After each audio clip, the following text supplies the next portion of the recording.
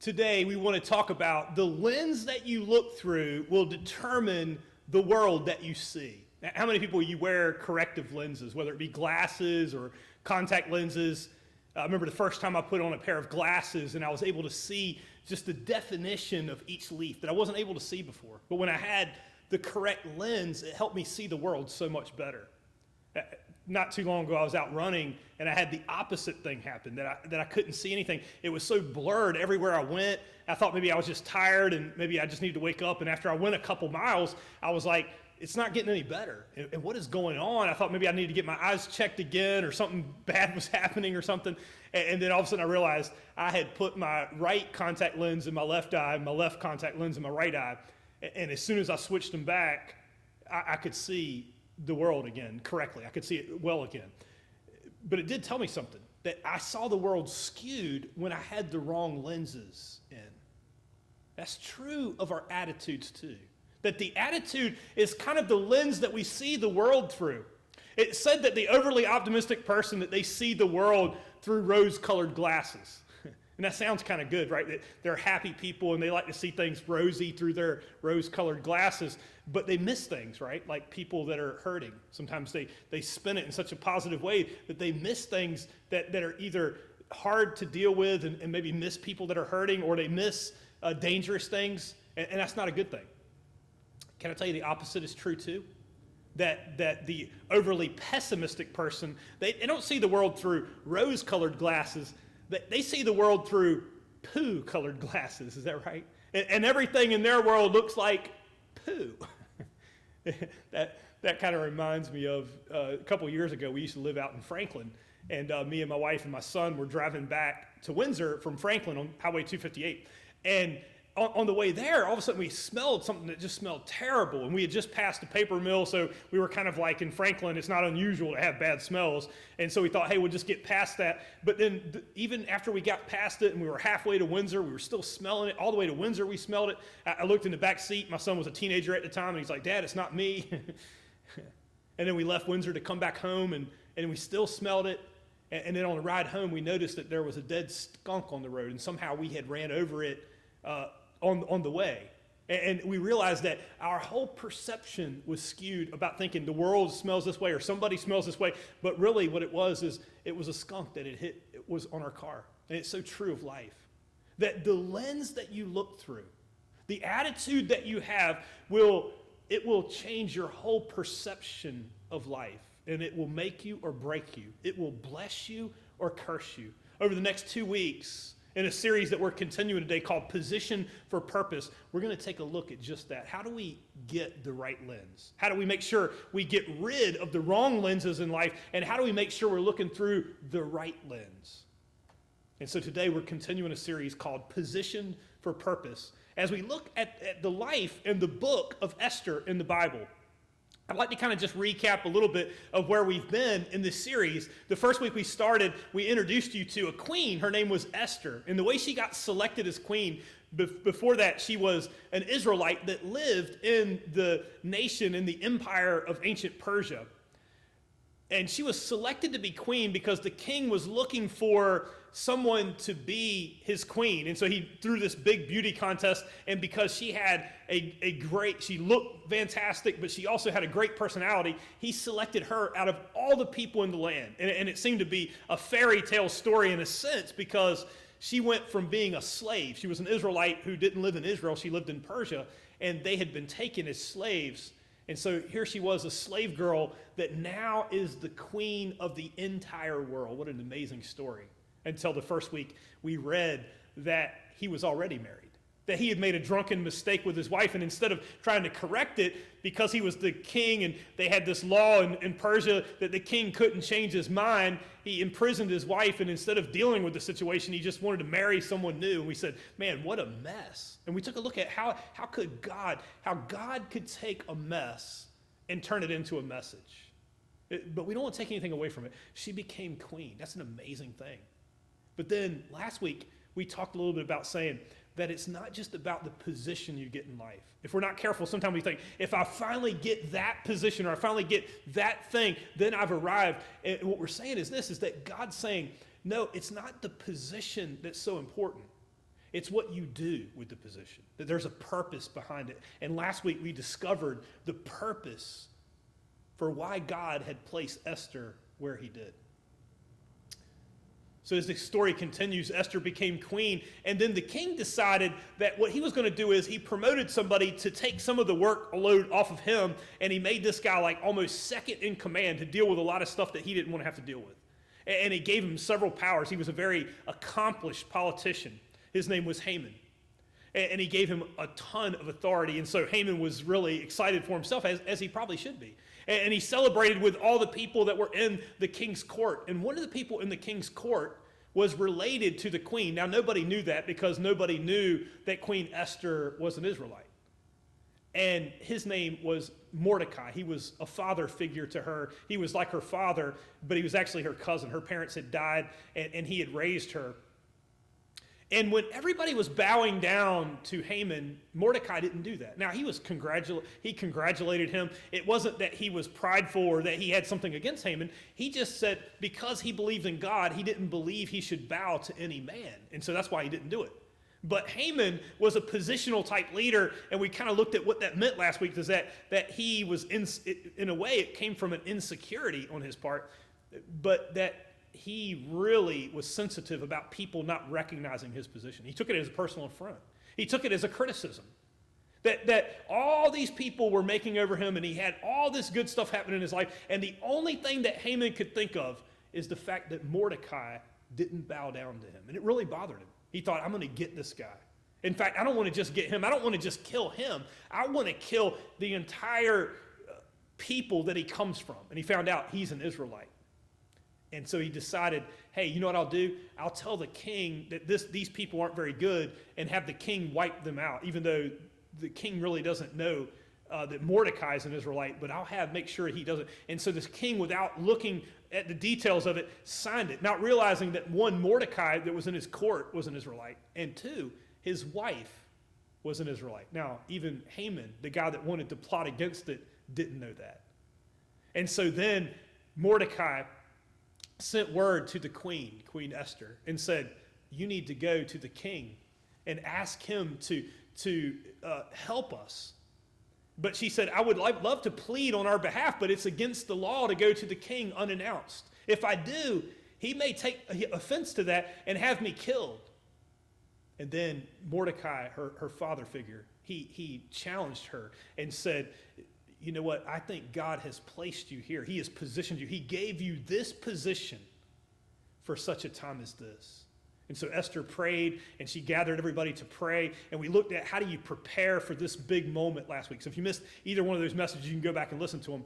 And then she said, I will go to the king. Today we're going to find out what happened. And in order to set that up for you, I have a short video that I'd like you to see this morning. On the third day, Esther put on her royal robes.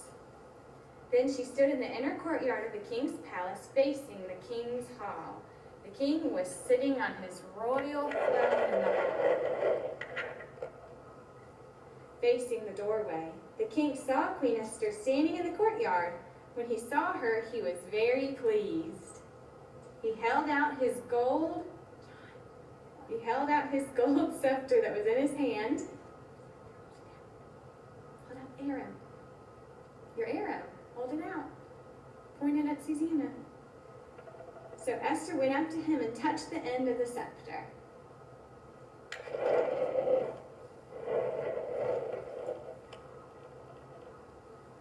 Then the king asked, ready, John? Stay up here. Then the king asked, what is it, Queen Esther? John, say, what is it, Queen Esther? What do you want to ask me? So, no, you need to say, what do you want to ask me?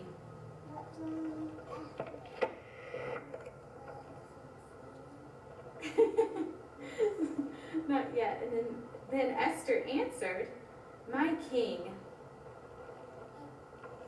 Say, my king. If it pleases you, come today with Haman to a banquet. I have prepared it for you. Then the king said, Oh no, this is what John's supposed to say. Bring Haman quickly, so we may do what Esther asks. All right, now stand up, John, and take a bow. John and Susanna, take a bow. Take a bow. A curtsy, very nice, very nice. So that was fantastic. I appreciated Deocker sharing that with me. Sally Ocker had made that for a Mommy and Me program that she was doing, and she shared that with me this week, and I was like, I have to use that. So thank you guys so much for letting me use it. I thank the Ocker kids. That was a few years ago. They've gotten bigger now, but that was just awesome. And so I thank you guys for sharing that. And I just want to say one thing to their dad. Pete, you might be a redneck if your son is using an arrow as the scepter. So anyway, thank you guys so much for sharing it. I think you got the gist, a little bit of the story, that Esther went to the king nervous, realizing that he might not do it, but he allowed her and put his scepter so that she could come in, and he asked her and he said, hey, I'll tell you what, you ask me whatever you want and I will give you up to half of my kingdom. I want you to see how Esther answered the king at that point. She said this in Esther chapter 5 and verse 4. It says, if it pleases the king, replied Esther, let the king together with Haman come today to a banquet I have prepared for them. I want you to see her attitude. Her attitude was humble. That's how Esther approached the king. It's so important. And then they came to a banquet, and Haman and the king came to the banquet. But instead, and the king said again, he said, I'll tell you what, Esther, I love you. I will give you up to half of my kingdom if you ask. Just tell me what it is that you want. And you know what she says? Come to another banquet. Now, that might seem strange to us, but it's based on the person that she saw. It was very important what she was doing. She was looking at and understood the king. And if you read the book of Esther, then you'll see he was all about going to parties. And so that was really the way to approach him. And she invited him to another banquet. Now, we're going to take a look more at Esther's attitude and Mordecai's attitude next week. But what I want you to hone into today is what Haman does. So he comes to that banquet and he's feeling pretty good about himself. And as he leaves, he's talking to his friends and his family and kind of his entourage. And here's what he says. We'll skip down to verse 12 or verse 11. And Haman says this, Haman boasted to them about his vast wealth and his many sons and the ways the king had honored him and had elevated him above the other nobles and officials. Verse 12, and he said, that's not all, Haman added. I'm the only person the queen invited to accompany the king to his banquets that she gave. And she has invited me along with the king tomorrow. So I get to come to the second banquet. He's kind of full of himself. He has an issue with pride. That's true. But I want you to see this next part. After he brags on himself and talks about his sons, and by the way, he had over 11 sons. It says it's recorded, but in other places it records that he had actually over 200 sons. That he was more about image and projecting it than he was about being a father or being in the position. Oftentimes people like that are insecure do that sort of thing. But here's the part I want you to see, verse 13. It says this, but all of this gives me no satisfaction as long as I see that the Jew Mordecai is sitting at the king's gate. Out of all the things that he had, he was still worried about Mordecai. And this is even after he had the king sign a decree that on a certain day they would destroy all of the Israelites, which was Mordecai's people. Now, he didn't realize that meant the queen as well. But he's so upset about this person. He's so focused in on that. Then verse 14 says this, his wife, Zeresh, and his friends said to him, have a pole set up reaching to the height of 50 cubits, and ask the king in the morning to have Mordecai impaled on it. Then go to the king's banquet and enjoy yourself. This suggestion delighted Haman, and he had a pole set up. That's kind of sick, isn't it? How could somebody do this? You know what Haman's attitude problem was? He had pride. You can see that in the first part of it, where he is bragging on himself and all that. And that's a piece of it. But the biggest problem that Haman had, and the big attitude problem that he has that is so dangerous, is he had the problem of envy, right? Because he's looking at what somebody else said, and maybe you're wondering, what is envy? And so I wrote down a couple of things. It means this. It means I deserve more than I have. In fact, it's not just what I have. It's what you have. That envy is saying, I deserve what you have. I look at what you have, and Mordecai's there, and it makes him unhappy because of those things. It's emotions that are in the inverse. That's what envy does to you. You see, he's celebrating when somebody is going through a bad time, and he's sad when somebody's having a good time. So when Haman looked and saw Mordecai at the gate and he looked happy, it made him sad. But when they said, hey, let's torture him to death on an impaling pole, which that's a cultural thing for them, but how disgusting is that? In fact, I'll tell you that the pole that they're talking about here, the impaling pole, was a thing that the Persians did. Later on, the Romans perfected it and made it into a cross, and they are linked in how to torture people. But it's terrible, right? And it actually says that because of that, it delighted him. It delighted him to think about this person who really didn't do anything bad to him other than he took offense because of his fragile ego. He wanted to kill him. The other thing you can see is this, is that a person that is envious is a person that secretly celebrates other people's failures. They're happy when other people fail, and they're sad when other people succeed. And it takes them to a place, it leads them, that lens that they're looking through leads them to a place where they do terrible things like this. How horrible is that? Okay, I want to continue the story on, and then we're going to kind of see where this type of attitude leads.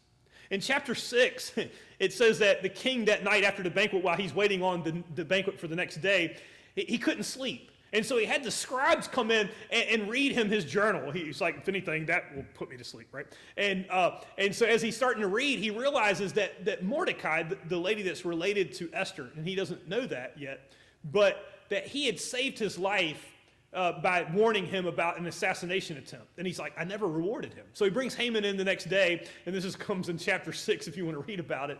And he says, Haman, how would you reward somebody that is just so good and they did this amazing thing and they haven't been recognized for it? And Haman actually thinks it's himself. And so he says, I'll tell you what I would do is I would make him king for the day. I would give him your crown and your robe, and I would have somebody march him down the street and proclaim that he's this great guy. And that's what I would do. He could be king for the day. And so he says, I want you to go do that to Mordecai. For a person that has a problem with envy, can I tell you something? It's like setting them on fire. He left there feeling completely demoralized. And that's where we pick up with chapter 7 today, where this type of attitude leads. The queen had invited them to the second banquet, and it says in Esther chapter 7 and verse 3, then Queen Esther answered, and what we're talking about here is the king actually asked her again. He says, for the third time. This is a big deal for the king of the world that's not a patient person. He says, thank you for the banquets, but what is it that you want? I will give it to you up to half my kingdom. Please ask me, Esther. And she finally does, and she says, if I have found favor with you, your majesty, and if it pleases you, grant me my life. This is my petition, and spare my people. This is my request. Verse 4. For I and my people have been sold to be destroyed, killed and annihilated. If we had merely been sold as male and female slaves, I would have kept silent, because no such distress would justify disturbing the king. Can I show you again? Esther's attitude was that of being humble. So important. Verse 5. King Xerxes asked Esther, who is he and where is he, the man who has dared to do such a thing? Verse 6. Esther said, an adversary, an enemy, this vile Haman. Then Haman was terrified before the king and the queen. When you have an envious attitude, it makes some of your worst nightmares come true. You're too harsh. You've done things like Haman did, and not realizing the people that you would hurt. He had no idea that Esther was Jewish when he did that. But that's what envious does. It makes you blind to other people's pains. It makes you blind to the people around you, and it makes you hurt people that you normally wouldn't want to hurt. Not that you should want to hurt anybody. And the tables were turned. I just want to kind of point that out as a side note that it's just like we talked about in a series not too long ago in Psalms 23, where it says he prepares a table before me in the presence of my enemies. That God at this point has turned the tables on the enemy, turned the tables on Haman. Okay. Verse 7. The king got up in a rage and left his wine and went out into the palace garden. He went out in a rage. But can I tell you something? He's in a rage, but the king didn't do anything. He didn't pay attention to details, so he doesn't take a lot of personal responsibility. Make sure you pay attention to the details because the devil is always in the details. So anyway, that's just a side note. But Haman, realizing that the king had already decided his fate, stayed behind to beg for the queen for his life. Verse 8. Just as the king returned from the palace garden to the banquet hall, Haman was falling on the couch where Esther was reclining. And the king exclaimed, "Will he even molest the queen while she is still in my house?" As soon as the word left his mouth, they covered Haman's face. Verse 9. Then Harbona, one of the eunuchs attending the king, said, a pole reaching to the height of 50 cubits stands by Haman's house. And he had it set up for Mordecai, who spoke up to help the king. And the king said, impale him on it. Verse 10. So they impaled Haman on the pole he had set up for Mordecai. And then the king's fury subsided. This is an amazing story that shows you where and the attitude of envy leads. It's terrible, right? It's terrible when the person is left alone, but here's what I know. When envy and an envious person you've gotten rid of them, then the fury subsides. So important. And so we want to talk a little bit about that today, is how do we overcome the attitude of envy? It's one of the hardest things in the world. Next week, we're going to talk about how to have a winning attitude. There's more to this story.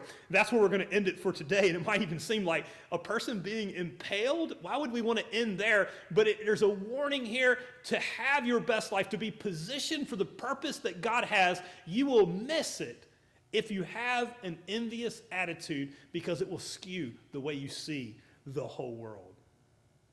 You see, the reason why God hates envy is because it causes resentment. It changes how you see your whole life and the people around you. So the first thing you got to do if you want to overcome it is you have to be honest. You have to get real for a second.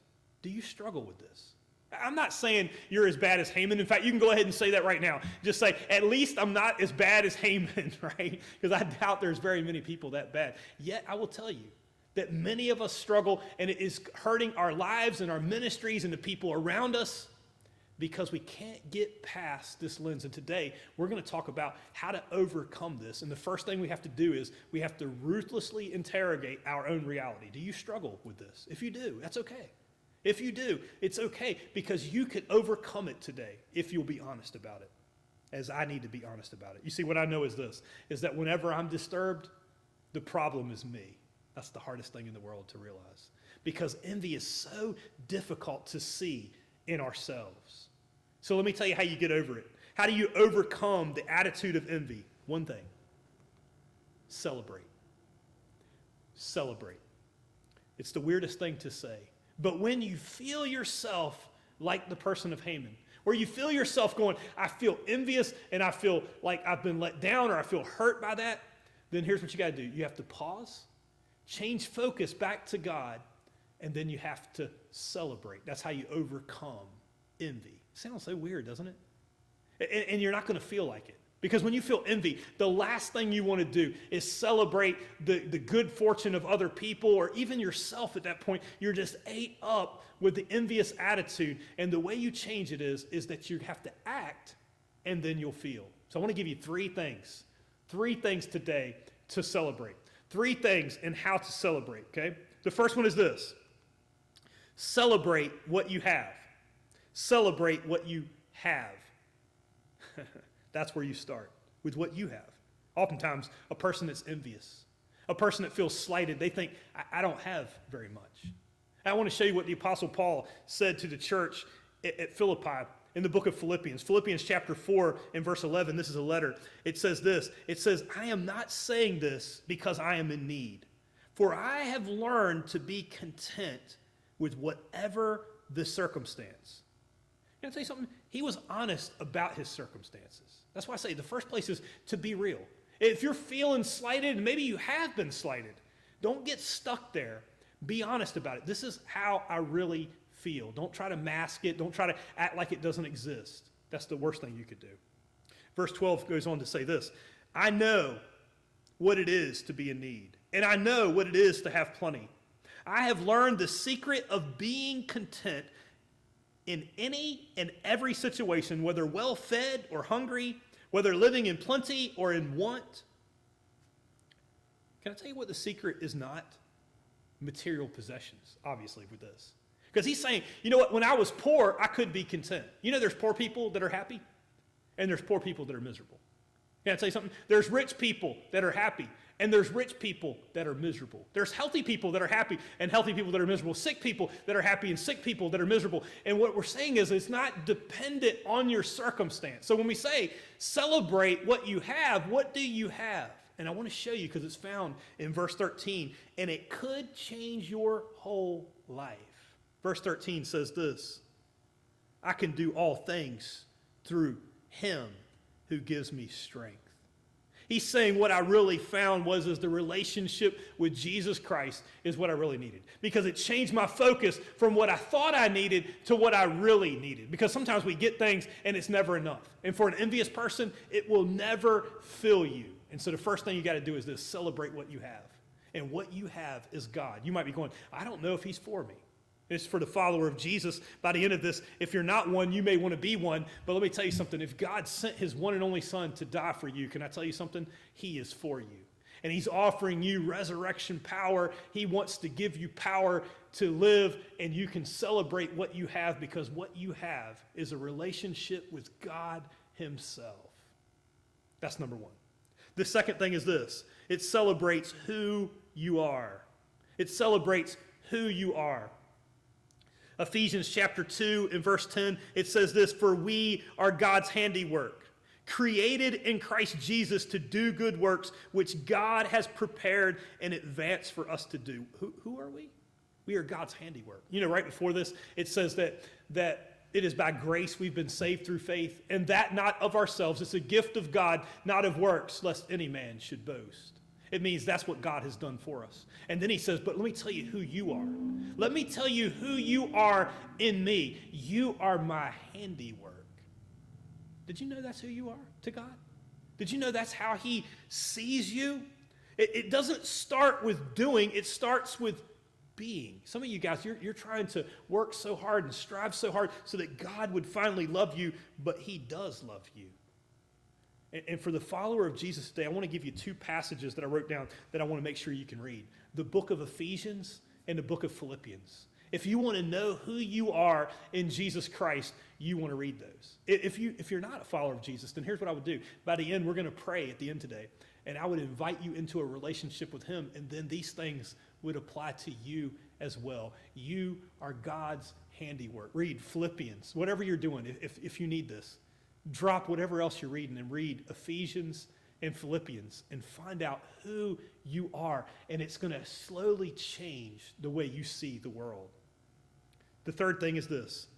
We need to, number one, celebrate what we have. We need to, two, celebrate who we are. And number three, we need to celebrate others' success.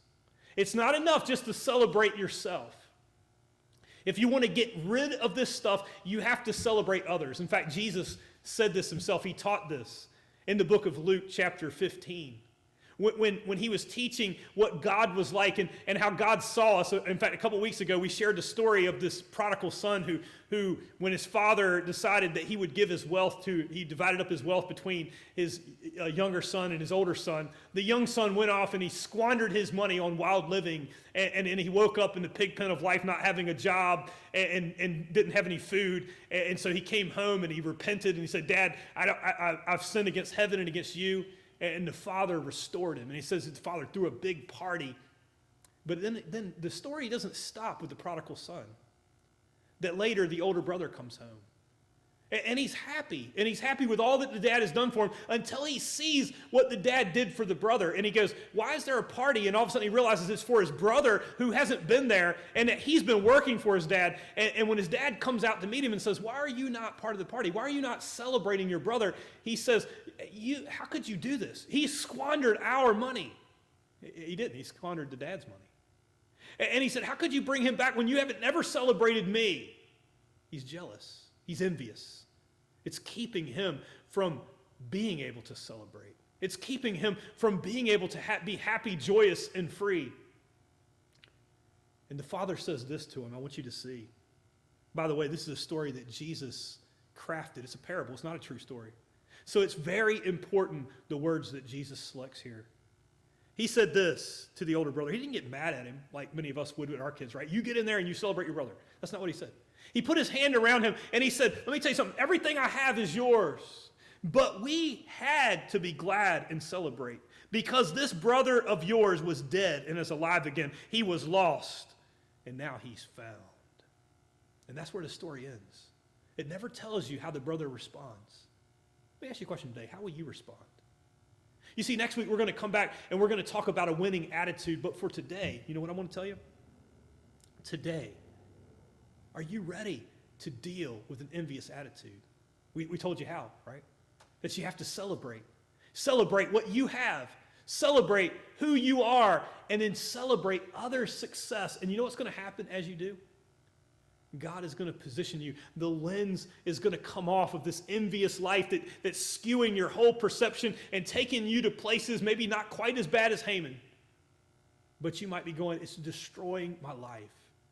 And God wants to put on different lenses so you look through that lens of being happy, joyous, and free. And God will take you to a whole new place. Next week, we're going to talk about a winning attitude. But for today, will you overcome an envious attitude by celebrating? Can I pray for you today? Let's pray. Father God, we come before you today, and I thank you so much for the people that gave their time to even listen to this today. God, I thank you for giving us your word and this ancient story that's found these principles. And God, it's so easy to say Haman is so bad, and I can't believe that he did that, and it brings us to a place it is terrible. But God, we see it in our own lives as sometimes we let envy get into us. And I'm praying for the one that maybe that's where their life is. That they've been running their whole life and they can't seem to find peace and they can't seem to find satisfaction, and maybe it's loaded with hurt and guilt and pain. And I'm praying today, God, they give you all of that and allow you to come in so that they can celebrate who they are. Maybe for the first time, call out to you in their own words, and that you will restore a relationship with God himself. You sent your one and only son to die for us. And God, I pray for the one that maybe doesn't know that. I pray for the follower of Jesus that got off track. And they feel hurt because they feel like everybody else is getting all the praise that they should.